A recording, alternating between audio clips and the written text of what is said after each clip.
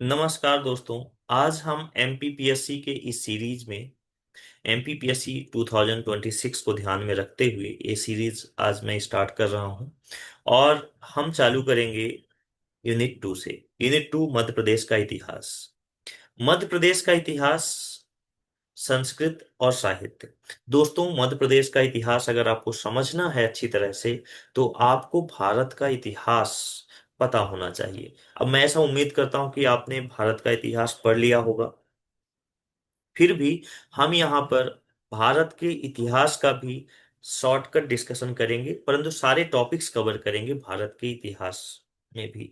और वो देखेंगे कि उन कालखंड में जो भारत में घटनाएं घट रही थी उसका मध्य प्रदेश में क्या इम्पैक्ट हो रहा था।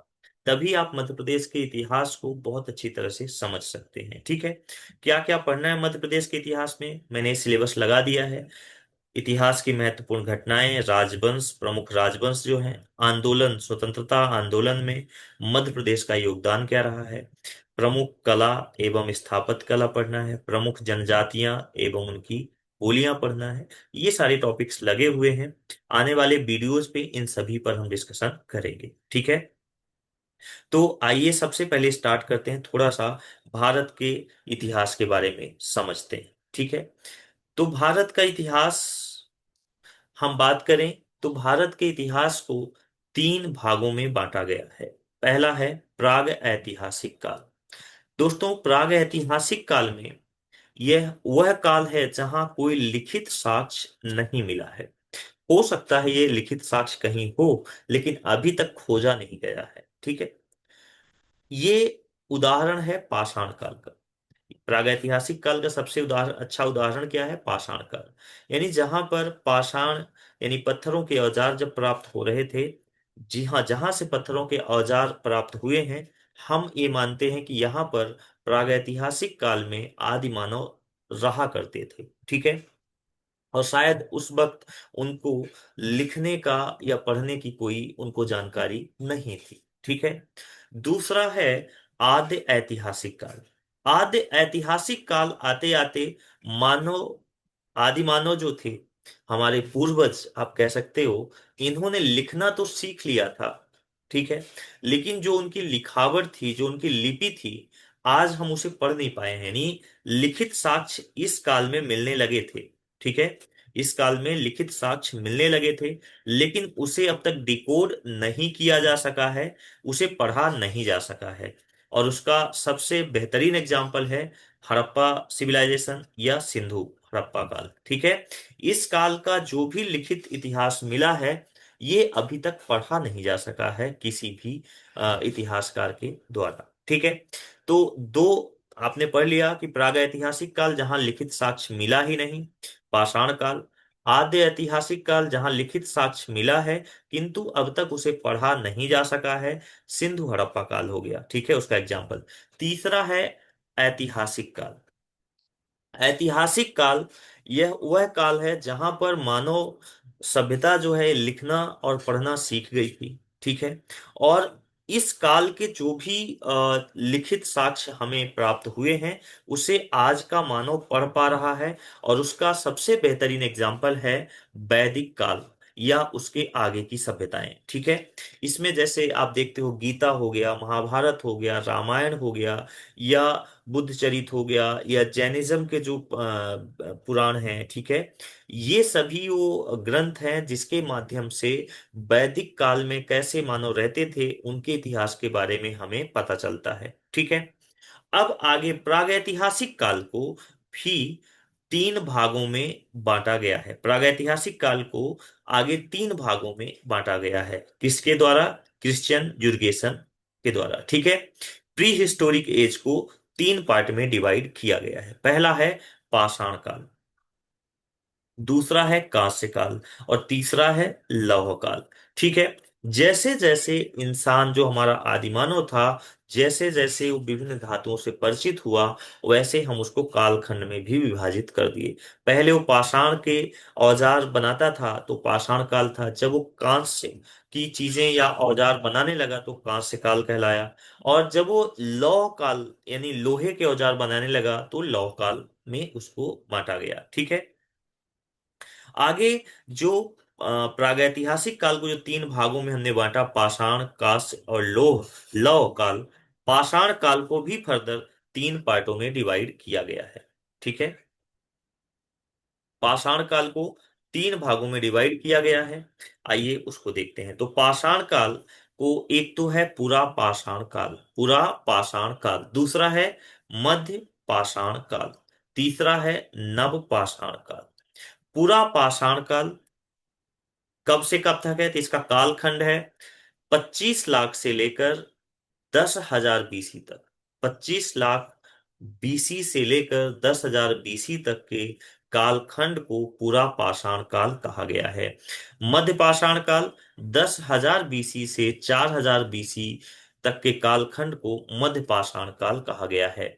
नव पाषाण काल 10,000 बीसी से 1,000 बीसी तक के कालखंड को नव पाषाण काल कहा गया है। दोस्तों यहाँ कंफ्यूजन हो सकता है कि मैंने यहां पर 10,000 बीसी से 4,000 बीसी तक मध्य पाषाण काल बोला, और 10,000 बीसी से 1,000 बीसी तक नव पाषाण काल बोला। दोनों ही, यानी 10,000 बीसी से मध्य पाषाण भी चालू हो रहा है, नव पाषाण भी कैसे चालू हो रहा है। तो इसके लिए समझने की जरूरत है कि अलग अलग जगहों पे कहीं पर हो सकता है, जैसे आज के डेट पे हम बात करें कि जैसे जो डेवलप्ड कंट्रीज हैं वो शायद हमसे ज्यादा टेक सेवीज हैं, हमसे ज्यादा उस सभ्यता से परिचित हुए। ठीक है, लेकिन उसी सेम पीरियड टाइम पे दूसरे जगहों पर लोग उतने विकसित नहीं हुए थे। ठीक इसी तरह से जब 10,000 बीसी का काल रहा तो कुछ जगह पे मध्य पाषाण काल चल रहा था, तो कहीं कुछ जगहों पे नव पाषाण काल, यानी उससे आगे लोग बढ़ चुके थे। ठीक है, ये समझना है आपको। अब पूरा पाषाण काल, मध्य पाषाण काल और नव पाषाण काल को, इनके लक्षण क्या हैं, कैसे हमने इनको आइडेंटिफाई किया? तो इसके लक्षण ये हैं, गुण ये हैं कि पहले पूरा पाषाण काल के समय जो मनुष्य था, आदिमानव था, वो आखेटक था, यानी कि शिकारी था, और शिकार करके ही अपना जो खाद्य था उसको संग्रहित करता था। ठीक है, मध्य पाषाण आते आते आखेटक तो तब भी वो था, शिकार तो तब भी करता था, लेकिन खाद्य संग्रहण भी करता था, लेकिन इसके साथ साथ वो पशुओं को पालने की कला भी सीख गया। और दोस्तों, मध्य पाषाण काल में जो मानव ने पहला जानवर पालतू बनाया वह जानवर था कुत्ता। ठीक है, और इसीलिए देखते हो कि कुत्ता आज से आपका वफादार नहीं है, ये मध्य पाषाण काल से आ रहा है। ठीक है, नवपाषाण काल आते आते लोगों ने कृषि विधिवत करना सीख गए, पशुपालन सीख गए। ठीक है, तो कृषि और पशुपालन दोनों की ही शुरुआत हो जाती है नवपाषाण काल में।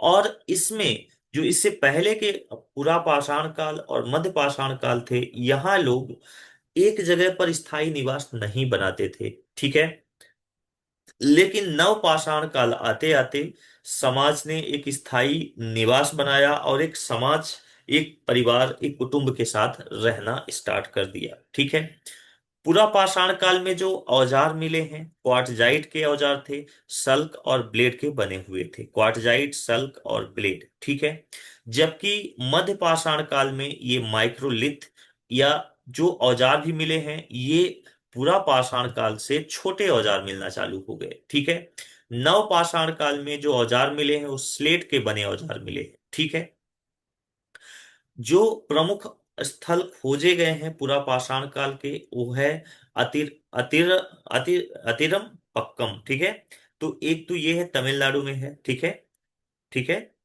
दूसरा है मिर्जापुर, तीनों युग के औजार मिले हैं। ठीक है, और मैं मध्य पाषाण काल की बात करूं तो इसमें है चौपानी माडो, यूपी में मिला है। मृदभांड के प्राचीन साक्ष्य मिले यहां से। ठीक है, तो जो चौपानी माडो मिला है कहाँ पर? यूपी में। चौपानी माडो कहाँ है? यूपी में। और यहां से क्या मिला? मृदभांड के प्राचीन साक्ष्य। दूसरा है सराय नहराय, सराय नहराय, ये यूपी में है। और ठीक है, सराय नहराय कहाँ है? यूपी में है। बागौर, बागौर एक जगह मिला, कहाँ पर? राजस्थान में। और एक अच्छी चीज यहां से बहुत ही थोड़ा एक कह सकते हो कि जो सबसे बड़ा आविष्कार था मानव का उस वक्त, वो था आग की खोज। तो मध्य पाषाण काल में, माफ करिएगा, मध्य पाषाण काल में आते आते इंसानों ने आग जलाना और आग का प्रयोग भी सीख लिया। ठीक है। बात करते हैं नवपाषाण काल के प्रमुख स्थल, जिसमें से है एक है बुर्ज होम। बुर्ज होम कहाँ मिला है? कश्मीर से। ठीक है।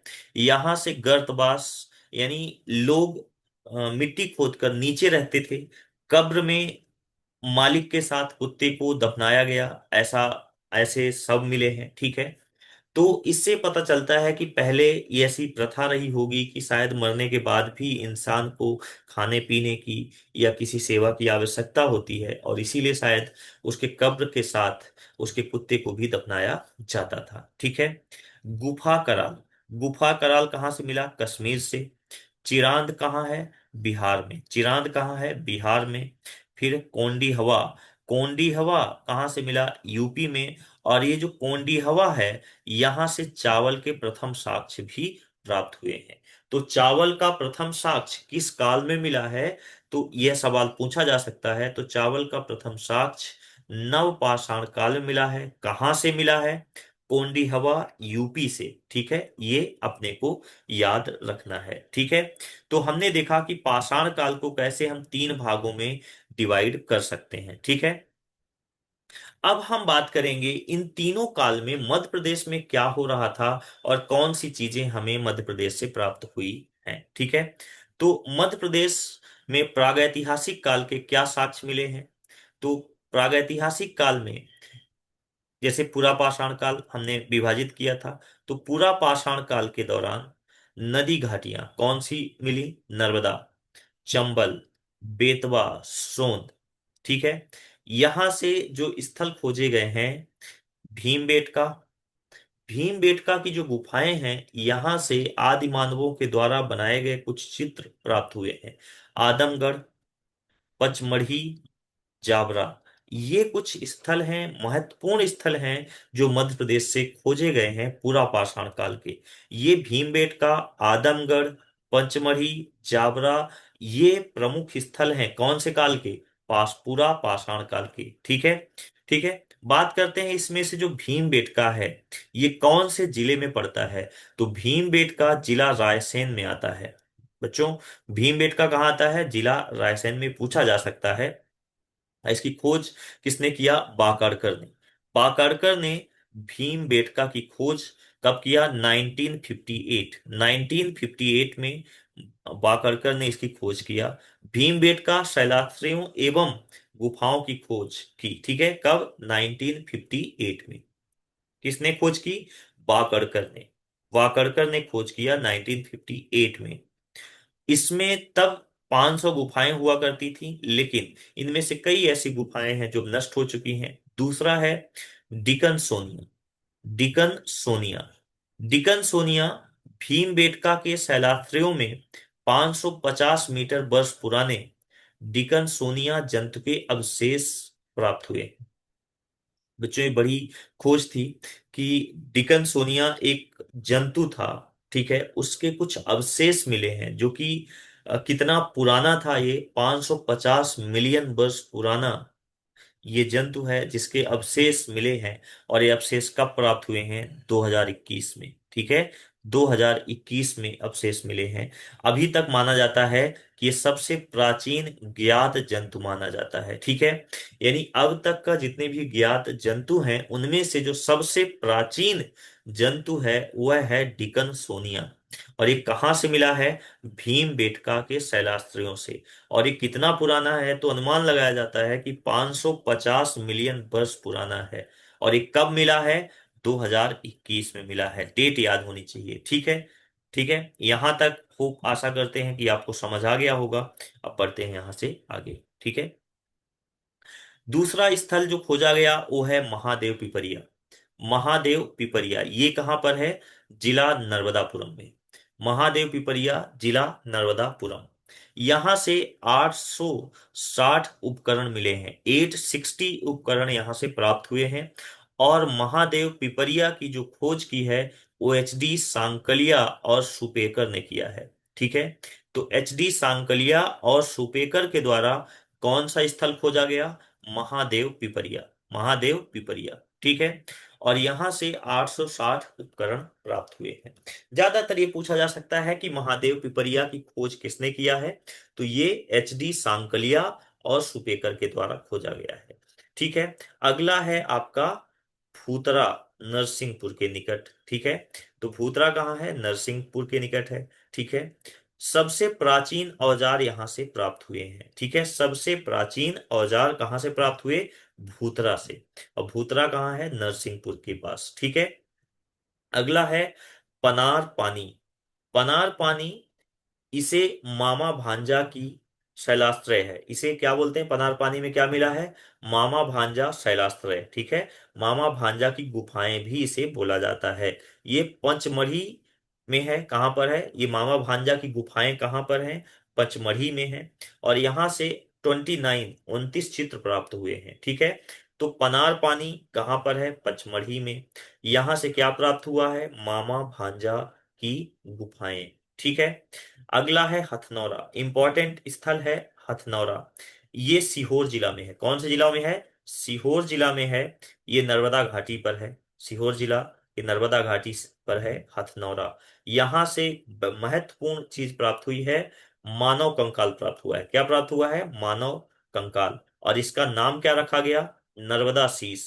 क्योंकि ये नर्मदा घाटी से प्राप्त हुआ है, तो इसे रखा गया है नर्मदा शीस। इस कंकाल का, जो मानव कंकाल है, ये नाम इसका रखा गया नर्मदा शीस। कहां से प्राप्त हुआ, हथनौरा से। और हथनौरा कौन से जिले में पड़ता है, सीहोर जिले में प्राप्त होता है, पड़ता है, ठीक है। इसके खोजकर्ता कौन थे, तो इसके खोजकर्ता हैं अरुण सोनकिया। अरुण सोनकिया, याद रखेंगे, अरुण सोनकिया, ठीक है। हथनौरा की खोज किसने किया, अरुण सोनकिया। यहां से क्या प्राप्त हुआ, मानव कंकाल का, मानव का कंकाल प्राप्त हुआ। इसका क्या नाम रखा गया है, नर्मदा शीस। क्यों नर्मदा शीस रखा गया है, क्योंकि नर्मदा घाटी में प्राप्त हुआ है। और कौन से जिले में पड़ता है, सीहोर जिले में पड़ता है, ठीक है। यहां से हाथी जैसा स्तनधारी पशुओं के जीवाश्म भी मिले हैं, ठीक है। तो एक तो मानव का कंकाल प्राप्त हुआ है, और मानव के कंकाल के अलावा यहां से हाथी जैसे विशाल स्तनधारी पशु का जीवाश्म भी प्राप्त हुआ है, ठीक है। आशा करते हैं यहां तक बात आपको समझ आई होगी, ठीक है। और प्रमुख स्थलों के बारे में देखते हैं। अब बात करते हैं, ये तो अभी हम बात कर रहे थे पुरा पाषाण काल। अब बात करेंगे नव पाषाण काल की, ठीक है।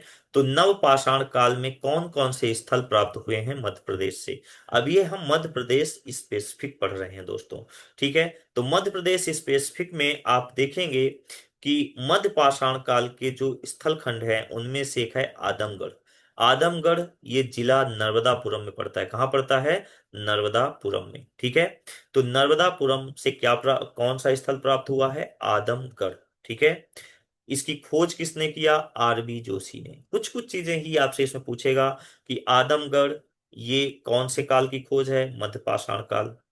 कौन से जिला में पड़ता है, नर्मदापुरम में। किसने इसकी खोज की, RB जोशी ने। कब किया है, 1964 में। कब इसकी खोज हुई है, 1964 में, ठीक है।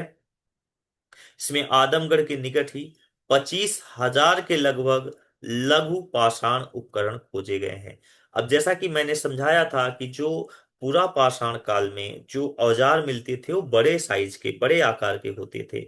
छोटे आकार के जो औजार मिले हैं वो मध्य पाषाण काल के हैं। तो इसीलिए ये देखिए लघु पाषाण है, इसलिए इसको किस में रखा गया, मध्य पाषाण काल में, ठीक है। यहां से मध्य प्रदेश में पशुपालन का पहला साक्ष्य भी प्राप्त होता है। तो आदमगढ़ से पशुपालन का पहला साक्ष्य, यहां से मानव शव के साथ दो कुत्तों का को दफनाने का साक्ष्य भी प्राप्त हुआ है, ठीक है। तो जैसा कि आपने एक बुर्ज होम में देखा था कश्मीर में, ठीक है, कि मानव के साथ कुत्ते को भी दफनाया गया था। तो यहाँ पर आदमगढ़ में भी दो शव प्राप्त हुए, और उन दो शवों में कुत्तों को दफनाने का साक्ष्य मिला है, ठीक है। अगला प्रमुख स्थल है भीमबेटका। भीमबेटका है जिला रायसेन में। यहां से मानव की अंत्येष्टि के साक्ष्य मिले हैं। ठीक है, मानव के अंत्येष्टि के साक्ष्य मिले हैं कि मानव को यहाँ पर जलाया गया है। ठीक है, फिर है बाघ। बाघ स्थल ये कहाँ पर है? जिलाधार। ये बेसिकली बाघ नाम इसलिए पड़ा क्योंकि ये बाघिन नदी के तट पर है। ठीक है, बाघ गुफाएं हैं। ठीक है, महत्वपूर्ण गुफाएं हैं। जब हम गुफा के बारे में पढ़ेंगे तो इसको हम डिटेल में पढ़ेंगे। ठीक है, तो बाघ गुफा कहाँ है? धार में है। और ये बाघिन नदी के तट पर है ये गुफाएं, इसलिए इसे बाघ गुफा कहा जाता है। ठीक है, ये ध्यान रखना है। इसमें लघु पाषाण एवं नव पाषाण काल दोनों के ही उपकरण प्राप्त हुए हैं। ठीक है, यहां तक बात समझ आ गई? ठीक है, चलिए आगे बढ़ते हैं। नव पाषाण काल के कुछ प्रमुख स्थल हैं, जिनमें से है भोपाल। नव पाषाण काल का प्रमुख स्थल है भोपाल। भोपाल में श्यामला हिल्स, मनु आभन की टेकरी, नेवरी गुफा, ये तीनों प्रमुख स्थल हैं। श्यामला हिल्स, मनु आभन की टेकरी और नेवरी गुफाएं। यहां से क्या प्राप्त हुआ? खांचेदार क्रोड मिले हैं, खांचेदार क्रोड मिले हैं। लघु पाषाण काल के उपकरण भी यहां से प्राप्त हुए हैं। ठीक है, नेवरी की गुफाओं से। आशा करते इतनी बात समझ आ गई होगी। तो प्रमुख स्थल जो नवपाषाण काल में खोजे गए वो भोपाल से खोजे गए। भोपाल में क्या मिला? श्यामला हिल्स, मनु आभन की टेकरी, नेवरी की गुफाएं। ठीक है, जबलपुर दूसरा स्थल है नवपाषाण काल का, जिसमें कौन कौन से प्रमुख स्थल हैं? भेड़ा घाट, लमेटा घाट, तिलवाड़ा घाट। ठीक है, भेड़ा घाट, लमेटा घाट, तिलवाड़ा घाट, यहां से मानव की बस्तियों के साक्ष्य मिले हैं। दोस्तों देखिए, पहले जो आदि मानव होते थे वो ज्यादातर नदियों के किनारे ही बसना पसंद करते थे, क्योंकि वहां से उनको पानी और अन्य तरह की चीजें भी प्राप्त होती थी। जंगल होते थे नदियों के किनारे। ठीक है, तो इसलिए भी लोग नदियों के किनारे ही बसते थे। ठीक है, तो इसलिए ज्यादातर जो प्रमुख स्थल हैं आप देखेंगे नदियों के किसी न किसी नदी के किनारे ही वो प्राप्त होंगे। ठीक है, तो इस तरह से हमने तीनों कालखंड के बारे में पढ़ा, उनका प्रमुख स्थल जो मध्य प्रदेश से मिला उसके बारे में पढ़ा। ठीक है, अब आगे बढ़ते हैं।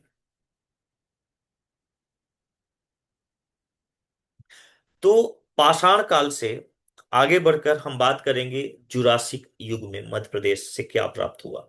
तो जुरासिक युग में मध्य प्रदेश में नर्मदा घाटी में डायनासोर का इतिहास मिला। नर्मदा घाटी में डायनासोर का इतिहास प्राप्त हुआ। किसने सर्वप्रथम खोज की? कर्नल स्लीमन 1828 में।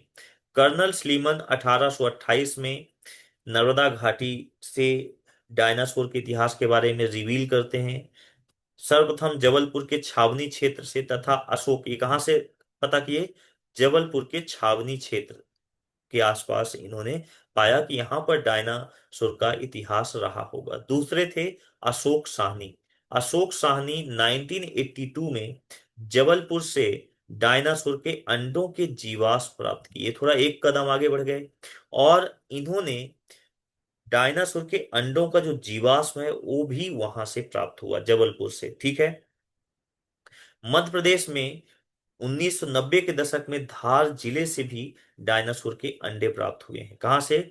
मध्य प्रदेश में 1990 के दशक में धार जिले से डायनासोर के अंडे प्राप्त हुए हैं। ठीक है, तो जुरासिक युग में डायनासोर के अवशेष मिलते हैं कहां पर? नर्मदा घाटी और उसके किनारे। कर्नल स्लीमन पहली बार खोजते हैं कहां पर? जबलपुर में। ठीक है, दूसरे थे अशोक साहनी जो 1982 में जबलपुर से अंडों का अवशेष प्राप्त करते हैं। और धार जिले से 1990 के दशक में डायनासोर के अंडे भी प्राप्त हुए हैं। ठीक है, तो ये तो रहा कि जुरासिक युग में मध्य प्रदेश से क्या क्या चीजें प्राप्त हुई और कहां से प्राप्त हुई। तो दो स्थल याद रखना है, एक जबलपुर और एक धार जिला। ठीक है, जबलपुर और धार जिला दो नाम है जो याद रखने हैं, कर्नल स्लीमन और अशोक साहनी। मालवा ताम्र पाषाणिक संस्कृति। अब ताम्र पाषाण युग में मध्य प्रदेश से क्या प्राप्त हुआ, मालवा से क्या प्राप्त हुआ? तो मध्य प्रदेश की ताम्र पाषाण संस्कृति जो है इसे बेसिकली जोरबे जोरबे संस्कृति, महाराष्ट्र का भाग से भी ये श्रेष्ठ है। ठीक है। तो जो मध्य प्रदेश की ताम्र पाषाण संस्कृत है, जिसे संस्कृत जोरबे संस्कृत जो महाराष्ट्र की है, से भी श्रेष्ठ मानी जाती है। तो ताम्र मालवा ताम्र पाषाणिक संस्कृति, ठीक है, ये कहीं ना कहीं जोरबे संस्कृति कहाँ की है, महाराष्ट्र की, उससे भी श्रेष्ठ मानी जाती है। ठीक है। मालवा में क्या मिला, तो मालवा में वृषभ मूर्तियां प्राप्त हुई हैं। मालवा में वृषभ मूर्तियां प्राप्त हुई। 1964 में 1964 में मालवा संस्कृति की खोज बीएस बाकरकर ने की है। तो मालवा संस्कृति के बारे में आप समझ लीजिए कि मालवा की जो संस्कृति है वो किस संस्कृति से श्रेष्ठ है, जोरवे की संस्कृति। जोरवे की संस्कृति कहाँ की है, महाराष्ट्र की। ठीक है। इस संस्कृति से भी श्रेष्ठ संस्कृति है। और मालवा संस्कृति की खोज बीएस वाकड़कर ने किया था 1964 में। बीएस वाकड़कर ने 1964 में किया। एच डी सांकलिया के अनुसार मालवा संस्कृति कितनी पुरानी हो सकती है, तो एच डी सांकलिया ने कहा है कि ये 10,000 से 500 ईसा पूर्व यह संस्कृति मानी जाती है। ठीक है। एच डी सांकलिया के अनुसार 1,000 से 500 ईसा पूर्व की संस्कृति मानी जाती है। कौन सी संस्कृति, मालवा संस्कृति। रेडियो कार्बन के अनुसार, चूंकि ये ज्यादा ऑथेंटिक है, साइंटिफिक है, तो रेडियो कार्बन के अनुसार इस संस्कृति का माना गया है, इस संस्कृति का एज जो है वो 1700 से 1200 ईसा पूर्व के आसपास का माना गया है। तो क्वेश्चन पूछ सकता है कि मालवा की संस्कृति एच डी सांकलिया के अनुसार किस कालखंड की थी, तो 1,000 से 500 ईसा पूर्व। और अगर कार्बन डेटिंग के अनुसार देखा जाए तो ये 1700 से 1200 ईसा पूर्व की मानी गई है। ठीक है। चलिए, तो ये है मालवा संस्कृति के बारे में। ठीक है। अब बात करते हैं मालवा संस्कृति के प्रमुख स्थल कौन कौन से थे। तो मालवा संस्कृति के प्रमुख स्थलों में से पहला स्थल था कायथा। ठीक है। कायथा स्थल उज्जैन जिले में छोटी सिंधु नदी तट पर है। तो कायथा कहाँ पर है, उज्जैन जिले में। जो छोटी सिंधु नदी है उस तट पर कायथा है। तांबा की कंकड़ छैनी कुल्हाड़ियां यहां से प्राप्त हुई हैं। तो क्या प्राप्त हुआ है कायथा से, तांबा की कंकड़ छैनी कुल्हाड़ियां मिली हैं। पशु आकृतियां मिली हैं यहां से। लाल मृद भांडों पर काले रंग के चित्र मिले हैं। ठीक है। कायथा, ये सवाल भी पूछा जा चुका है एमपीपीएससी में कि कायथा, कायथा से रिलेटेड बराह मिहिर जो हैं इनकी जन्मभूमि क्या है, तो बराह मिहिर की जन्मभूमि क्या है, कायथा। ठीक है। तो बराह मिहिर की जन्मभूमि क्या है, कायथा। ये एमपीपीएससी का सवाल रह चुका है। ठीक है। तो याद रखना है कि बराह मिहिर की जो जन्मभूमि है वो क्या है, कायथा। बराह मिहिर के बारे में आगे डिटेल्स में पढ़ेंगे। ठीक है। ऐरण, ऐरण जो कि अब सागर को बोला जाता है, ऐरण का प्राचीन नाम है। ठीक है। ऐरणिक था पहले, ऐरण का जो प्राचीन नाम था ऐरणिक था। तांबे की कुल्हाड़ी और सोने के गोल टुकड़े यहां से प्राप्त हुए हैं, ऐरण से। ठीक है। तीसरा प्रमुख स्थल है नवदा टोली। नवदा टोली ये कहाँ है, महेश्वर में। महेश्वर में नर्मदा तट पर स्थित 1700 ईसा पूर्व की है। ये महेश्वर में जो नर्मदा तट पर स्थित ये नवदा टोली है, ये कितने टाइम की मानी जाती है, 1700 ईसा पूर्व की। यहां से जो प्राप्त चीजें हैं, झोपड़ी नुमा मिट्टी के घर मिले हैं यहां से। गेहूं का साक्ष्य मिला है। चना, मटर, मसूर की खेती के साक्ष्य यहां से प्राप्त हुए हैं। तांबे व पत्थर के औजार भी यहां से मिले हैं। ठीक है। तो तीन प्रमुख स्थल जो मालवा संस्कृति के स्थल हैं, कायथा। कायथा से एक चीज याद रखनी है, कायथा उज्जैन में पड़ता है, और इससे एक चीज याद रखनी है, ये कायथा बराह मिहिर की जन्मभूमि है। ऐरण जो कि सागर का प्राचीन नाम है, यहां से तांबे की कुल्हाड़ी या सोने के टुकड़े मिले हैं। नवदा टोली महेश्वर, नवदा टोली महेश्वर याद रखना है। ठीक है। ये 1700 ईसा पूर्व का माना जाता है। यहाँ से झोपड़ी नुमा मिट्टी के घर, गेहूं, चना, मटर, मसूर, इन सब के अवशेष मिले हैं और तांबे पत्थर के औजार भी यहाँ से प्राप्त हुए हैं। कहाँ से? नवदा टोली से। ठीक है, चलिए कुछ और प्रमुख स्थल देखेंगे। आगरा, तो ये भी आपका उसी का पार्ट है। ठीक है, मालवा संस्कृति का। तो अबरा जो है ये जिला मंदसौर में पड़ता है। कहाँ पड़ता है? जिला मंदसौर। अबरा जिला मंदसौर। उत यहां से क्या मिला है? उत्कर्णित भांड का उपयोग मिला है। ठीक है, देखिए महत्वपूर्ण यह है कि ये आगरा कौन सा जिला में, ये पूछ सकता है, तो कौन सा जिला में है? मंदसौर में। डोगरिया कौन सा जिला में है? बालाघाट में। डोगरिया से 1970 में कुछ ग्रामीण थे, उनको क्या मिला? 424 तांबे के उपकरण मिले हैं। कुछ बच्चे खेल रहे थे बेसिकली, तो इनको 424 तांबे के उपकरण मिलता है। कब? 1970 में, डोगरिया से। ठीक है, और 102 चांदी के आभूषण यहां से प्राप्त हुए थे। ठीक है, डोगरिया से। अगला है खेड़ी नामा। खेड़ी नामा ये कहां पर है? नर्मदापुरम में है। खेड़ी नामा कहां पर है? नर्मदापुरम में। तो ये 6 प्रमुख स्थल आपको याद रखना है मालवा संस्कृति से। ठीक है, तो मालवा संस्कृति के ये प्रमुख स्थल हैं। ठीक है, अब बात करते हैं वैदिक युग की। ठीक है, वैदिक युग। ठीक है दोस्तों,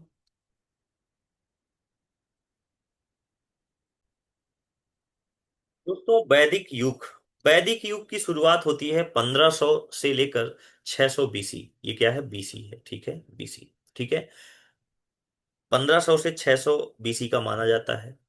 यह लौह युगीन संस्कृति है। लौह युगीन संस्कृति क्यों कहा गया है? एक लौह युगीन संस्कृति, इसमें जो 1500 से 600 का टाइम पीरियड है, 1000 बीसी के आते आते जो हमारे पूर्वज थे उनको लौह धातु के बारे में पता चला।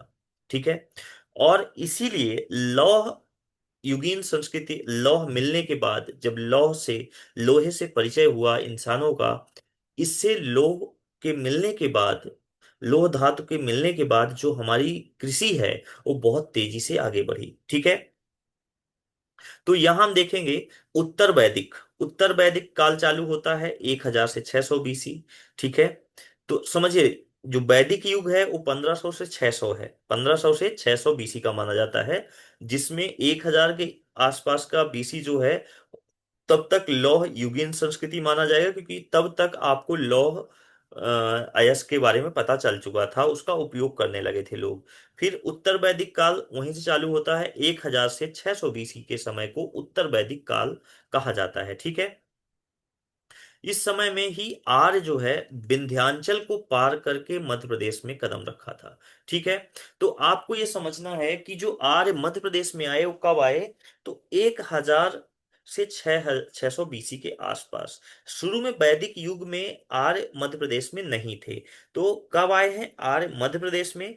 तो उत्तर वैदिक काल में आए हैं। तो हम उत्तर वैदिक काल के बारे में ही ज्यादा पढ़ेंगे, क्योंकि मध्य प्रदेश के संबंध में हम पढ़ रहे हैं। ठीक है, तो ऋग्वेद में जो दक्षिणापथ और रेवोत्तर शब्द आए हैं, ठीक है, तो ऋग्वेद में कुछ वर्ड यूज हुए हैं, जैसे दक्षिणापथ और रेवोत्तर शब्द का प्रयोग कहाँ हुआ है? ऋग्वेद में।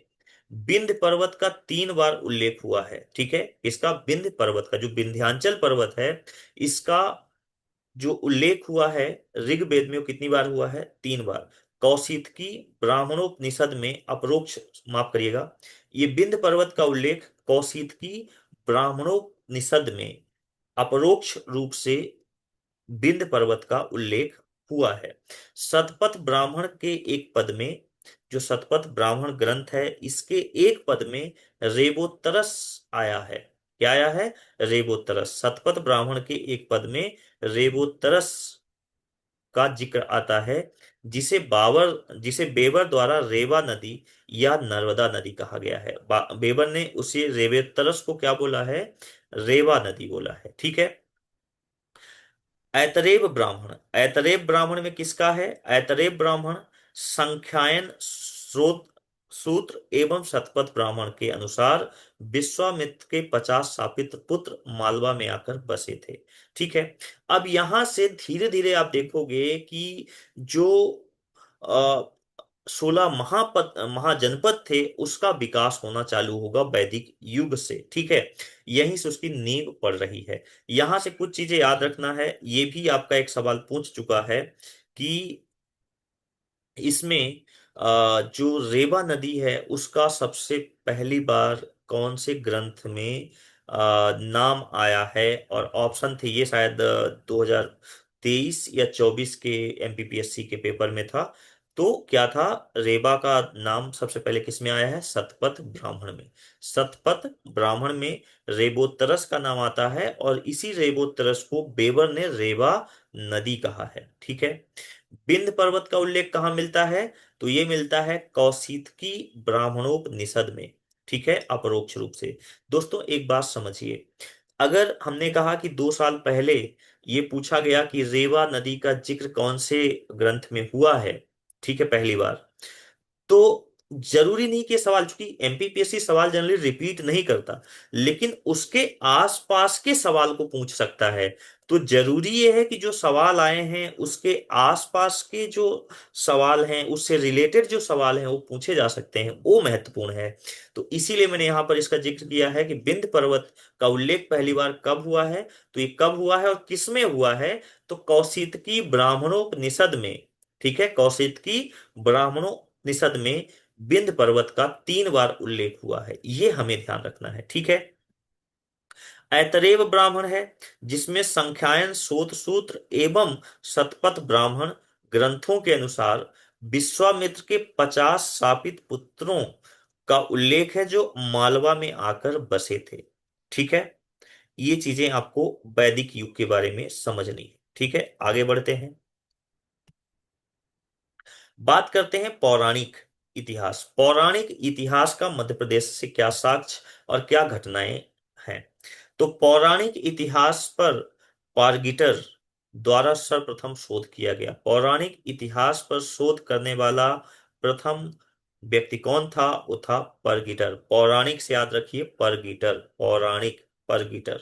ठीक है, शतपथ ब्राह्मण के अनुसार पौराणिक युग के सभी राजवंशों की स्थापना मनु वैवस्वत के 10 पुत्रों अथवा उनके वंशजों द्वारा की गई है। ये चीज समझिए। तो शतपथ ब्राह्मण के अनुसार जो पौराणिक युग के जितने भी राजवंश हैं, अब यहां से समझिएगा, यहीं से आपके महाजनपद निकलेंगे। तो शतपथ ब्राह्मण के अनुसार ये कह रहा है कि पौराणिक युग के जितने भी राजवंश थे, उन सभी की स्थापना किसने किया? तो उन सभी की स्थापना मनु वैवस्वत के 10 पुत्र थे, उन्होंने या उनके वंशजों के द्वारा ही की गई है। ठीक है, तो यहां पर शतपथ ब्राह्मण ये कह रहा है, उसके अनुसार कहा जा रहा है कि मनु वैवस्वत के 10 पुत्र थे, और इन्हीं पुत्रों या इनके वंशजों के द्वारा ही जितने भी पौराणिक काल के राजवंश थे उनकी स्थापना की गई है। अब यहाँ एक एक करके पढ़ेंगे। इनमें से जो पहला इनका है, जो है कौन? वैवस्वत। ठीक है, वैवस्वत, जो मनु वैवस्वत थे, इनके पहले पुत्र, सबसे बड़े पुत्र का नाम था क्या? इला। इला को कहा जाता है कि स्त्री और पुरुष दोनों थे। ठीक है, तो इला के पुत्र थे पुरुरवा। इला के पुत्र थे, मनु वैवस्वत हो गए, मनु हो गए। ठीक है, और मनु के एक पुत्र हुए कौन? मनु। ठीक है, ऐसे याद रखिए, मनु। और मनु के 10 पुत्र थे, कितने? 10 पुत्र थे, 10 पुत्र थे। इनमें से जो सबसे बड़े पुत्र थे, जिसका नाम था ईला, ये सबसे बड़े पुत्र थे। इनका बेटा था पुरुरवा। पुरुरवा, ठीक है, इनका बेटा था पुरुरवा। इसने जो है चंद्रवंशी, किसकी स्थापना की? चंद्रवंशी क्षत्रिय की स्थापना की। इसने किसकी स्थापना की? चंद्रवंशी की, चंद्रवंशी क्षत्रिय की स्थापना ये करता है। ठीक है, तो ध्यान रखना है, क्षत्रिय की स्थापना कौन करता है? तो जो मनु के 10 पुत्रों में जो सबसे बड़ा पुत्र था इला, इला का पुत्र था पुरुरवा। पुरुरवा ने ही चंद्रवंशी क्षत्रियों की स्थापना की। ठीक है, राज्य की स्थापना की। और जिसे बाद में इसी चंद्रवंशी क्षत्रिय जो वंश था, इसको बाद में कहा गया है क्या? ऐल वंश। क्या कहा गया है? ऐल वंश। ऐल वंश, ठीक है, ध्यान रखिए, इसे कहा गया है ऐल वंश। और इसी ऐल वंश को बाद में यादव वंश कहा गया है। इसी वंश को बाद में क्या कहा गया है? यादव वंश। और उसी वंश में आगे चलकर भगवान श्री कृष्ण का जन्म होता है। तो आप समझिए आप बात को, अब आप रिलेट कर पाएंगे कि कैसे वैदिक युग के बाद पौराणिक युग आ रहा है। पौराणिक युग में एक जो आपका ग्रंथ मिलता है शतपथ ब्राह्मण, उसके अनुसार मनु वैवस्वत ने ही सभी राजवंशों की स्थापना की, जिसमें से उनके 10 पुत्रों में से जो सबसे बड़ा पुत्र था इला, इला का पुत्र पुरुरवा ने चंद्रवंशी क्षत्रिय की स्थापना की। ठीक है, उसके बाद चंद्रवंशी क्षत्रिय को ही एल वंश, और एल वंश का ही बाद में नाम पड़ा है यादव वंश, और इसी वंश में आगे चलकर भगवान श्री कृष्ण का जन्म होता है। ठीक है, क्लियर है? यादव वंश से एक शाखा निकलती है, एक चीज और ध्यान रखिए, यादव वंश से एक शाखा निकलती है जिसे कहा गया है वंश। ये आप महाजनपद काल में भी पढ़ेंगे, है वंश। इसीलिए मैंने कहा कि यहां से आपके महाजनपद की शुरुआत हो जाती है। दोस्तों, ये आपने शायद भारत की जो इतिहास है उसमें इतना ये डिटेल में नहीं पढ़ा होगा, लेकिन यहाँ से आप पढ़ोगे और समझ पाओगे कि जो राजवंश थे, जो है वंश है या दूसरे वंश है, वो कहाँ से कैसे आ रहे हैं। ठीक है, इतनी बात समझ आ गई। और यादव वंश से एक शाखा निकलकर है वंश बन जाती है, जो कि अभी मैंने बताया। फिर अयात के 5 पुत्र थे। अयात इन्हीं वंश में एक था, अयात, जिसके 5 पुत्र थे, अयात। ठीक है, इसके 5 पुत्र थे। ठीक है, इनमें से एक था यदु। यदु था जिसने गुजरात में यादव वंश की स्थापना की। यदु जिसने गुजरात में यादव वंश की स्थापना की, और इसी में अयाति ने यादव वंश की स्थापना की, यादव वंश की स्थापना की, और इसी वंश में भगवान श्री कृष्ण का फिर जन्म होता है। इस कालखंड में मनु वैवस्वत के पितृ इक्ष्वाकु थे। एक कौन थे? इक्ष्वाकु। अब देखिए यहां पर ध्यान से सुनिए बेटा, एक तो थे इला, जिसके पुत्र ने चंद्रवंशी क्षत्रिय की स्थापना की। दूसरे थे इक्ष्वाकु। ठीक है, इक्ष्वाकु थे, इक्ष्वाकु थे। इक्ष्वाकु ने ये सूर्यवंशी, किसकी? सूर्यवंशी, सूर्यवंशी क्षत्रिय की स्थापना की। ठीक है, क्षत्रिय की स्थापना की, सूर्यवंशी क्षत्रिय राज्य की स्थापना की। किसने किया? इक्ष्वाकु वंश ने। तो समझिए, मनु के एक पुत्र इला, जिसके बच्चों ने क्षत्रिय वंश की स्थापना की। इक्ष्वाकु जिसने सूर्यवंशी क्षत्रिय राजवंश की स्थापना की। ज्यादातर तो यही पढ़ते हो, चंद्रवंशी है, सूर्यवंशी जितने क्षत्रिय हैं। ठीक है, तो इतनी बात क्लियर हो गई बच्चों। चलिए आगे बढ़ते हैं।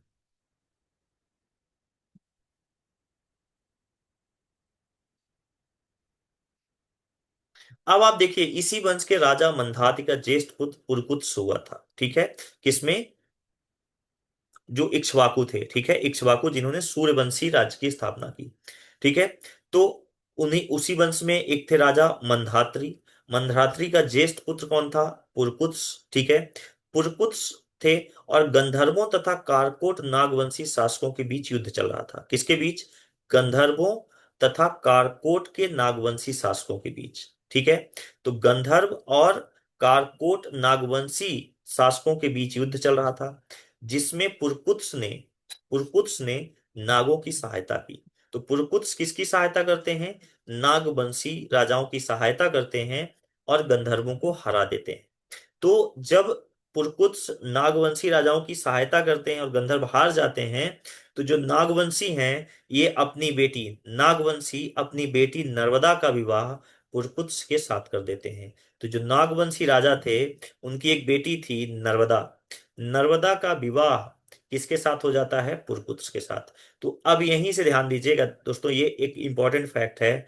नर्मदा का विवाह किसके साथ होता है? तो नर्मदा का विवाह होता है पुरकुत्स के साथ। पुरकुत्स, ठीक है, पुरकुत्स के साथ। ये कौन सा वंश का राजा था? सूर्यवंशी। ठीक है, सूर्यवंशी, सूर्यवंशी क्षत्रिय थे। ठीक है, सूर्यवंशी क्षत्रिय थे। ठीक है, सूर्यवंशी क्षत्रिय थे। ठीक है, अब ये जो नर्मदा का विवाह हो जाता है, ठीक है, पुरकुत्स ने, अब पुरकुत्स को ने क्या करते हैं, पुरकुत्स ने रेवा नदी का नाम नर्मदा कर दिया।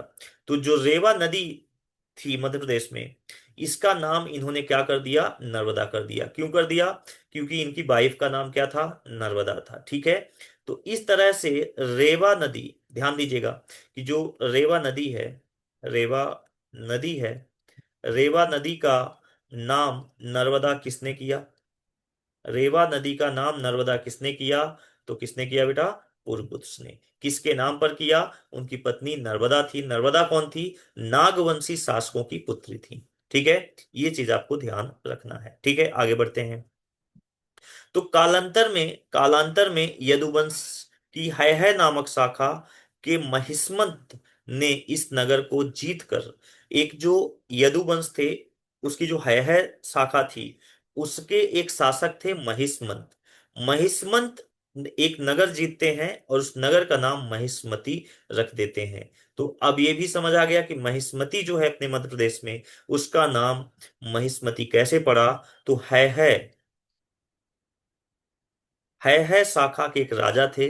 कौन? महिष्मंत। उन्होंने एक राज्य जीता और उस राज्य का नाम क्या रख दिया? महिष्मती। ठीक है वंश के कार्तवीर, इसी में है वंश में एक राजा हुए कार्तवीर। अब ये कहानी सुनिए, ठीक है को बताया था आपको, ये यदुवंश था। यदु से भी एक शाखा निकली थी, क्या है, ये बेसिकली चंद्रवंशी थे। कौन से थे? चंद्रवंशी थे, चंद्रवंशी थे। इला के पुत्र पुरकुत्स ने, इला के पुत्र ने चालू किया था। इला जो बड़ा पुत्र था मनु वैवस्वत का, उसने, उसके बच्चों ने, उसके आने वाली पीढ़ियों ने चंद्रवंशी राज्य की स्थापना की। चंद्रवंशी से यदु और है शाखाएं निकली। है शाखा का एक राजा हुआ कार्तवीर। कौन? कार्तवीर अर्जुन। कार्तवीर सहस्त्रार सहस्त्रार्जुन, सहस्त्रार्जुन। दोस्तों आप जानते होंगे विश्वामित्र को, सॉरी माफ करिएगा, परशुराम को। अर्जुन, सहस्त्रार्जुन। परशुराम के पिताजी थे, परशुराम के पिताजी थे ऋषि जगदाम। ठीक है, तो परशुराम के पिता कौन थे? ऋषि जमदाग्नि। इनको अपमानित करता है कौन? कार्तवीर सहस्त्रार्जुन। ये, इनकी एक गाय रहती है, ठीक है, कामधेनु गाय। कामधेनु गाय रहती है जिसको कार्तवीर अर्जुन इनके पिताजी से, परशुराम के पिताजी का नाम जमदाग्नि से, कौन? कामधेनु गाय को छीन कर लेके चला जाता है, उनको अपमानित करके। इस अपमान का बदला कौन लेता है? परशुराम। तो परशुराम जो है, ये क्या करते हैं, परशुराम सहस्त्रार्जुन को मारते हैं। ठीक है, उसका वध कर देते हैं, सहस्त्रार्जुन का वध कर देते हैं। ठीक है, और ठीक है, और कामधेनु गाय को ले जाते हैं, अपने पिता का बदला लेते हैं।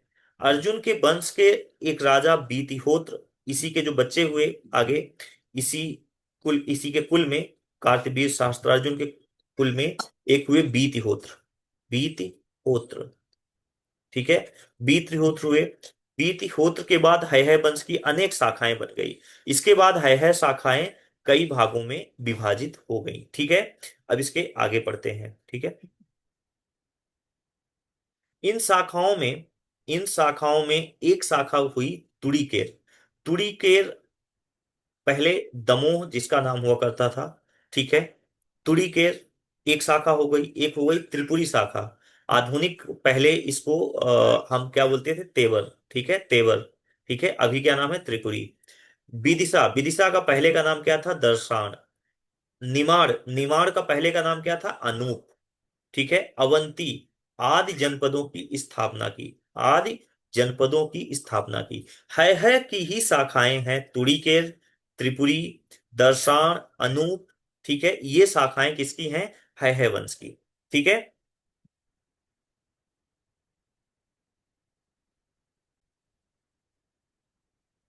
सो अब देखेंगे कालिदास के जो रघुवंशम है, कालिदास की एक रचना है रघुवंशम। रघुवंशम के अनुसार शत्रुघ्न, जो कि राम के भाई थे, ठीक है, विदिशा क्षेत्र से यादवों को क्या करते हैं, विदिशा क्षेत्र से यादवों को हटाकर अपने पुत्र सुबाहु को शासक बनाया। ठीक है, ये किसमें दिया हुआ है, कालिदास के रघुवंशम में।